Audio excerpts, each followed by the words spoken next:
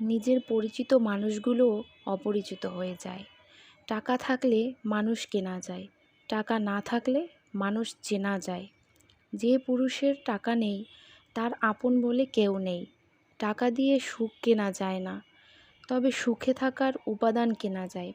টাকার অভাব থাকলে ভালোবাসাও কমে যায়। অর্থ যেখানে নাই, ভালোবাসা সেখানে দুর্লভ। যার কাছে টাকা নেই সে সবার কাছে করুণার পাত্র।